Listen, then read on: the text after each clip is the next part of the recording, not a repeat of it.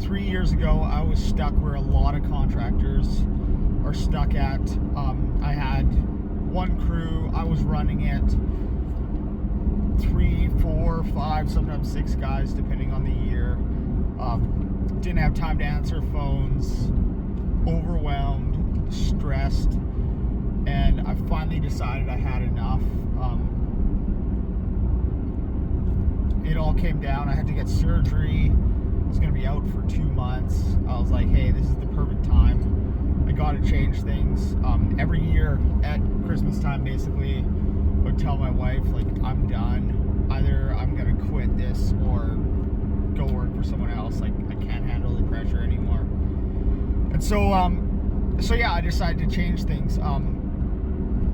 We hired a company, paid them ridiculous amount of money to help me out, to change and structure my business, which was great.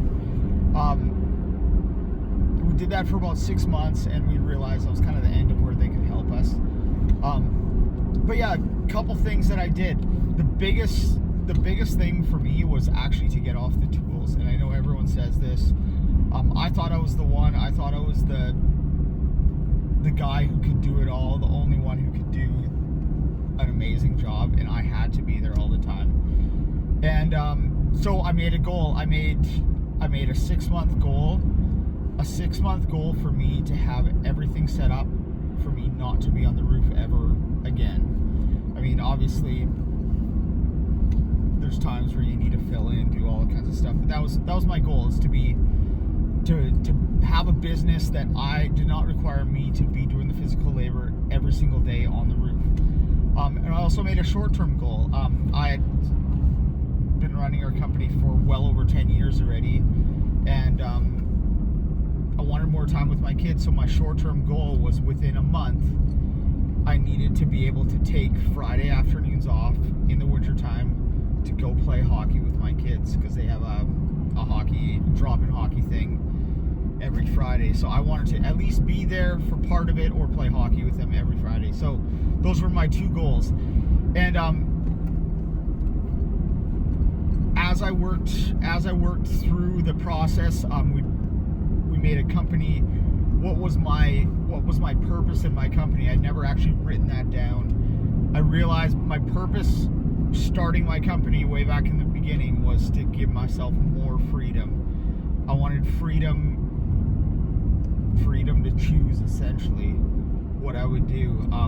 And that freedom also would mean making more money so that I could support my family. I could have freedom to do more things with my family. I have 5 kids, so I need to make a lot of money for 5 kids. So that was my goal. So everything was based off that. I needed freedom to choose. So does this decision give me more freedom or less freedom? Does it create more profits or less profits? And so that helped me in a number of ways. The one large way that it helped me was that I was able to cut off a lot of the things that we were doing as a business. We were doing all sorts of specialty products, and those required me to be there, and they actually took a lot of time. And when you went through them, financially they did about the same profits as the more simple, straightforward products. So we immediately axed all that extra stuff. And every decisions we've made, all our goals, everything have been based on that freedom. I wanted that freedom, so that's what my goal was. And the results were huge. I mean, after a year, the first year of me being off the roof, we took a dip in profits. I was figuring stuff out. I ended up hiring a full-time project manager on the side as well, which was huge, because I realized once I got off the tools that, hey, I still could not do a good job handling all the day-to-day stuff. I needed someone else there with me. So I hired another guy. We expanded. We hired some subcontractors. And our first year, we doubled our sales. Second year, we doubled our sales. And third year, we doubled our sales again.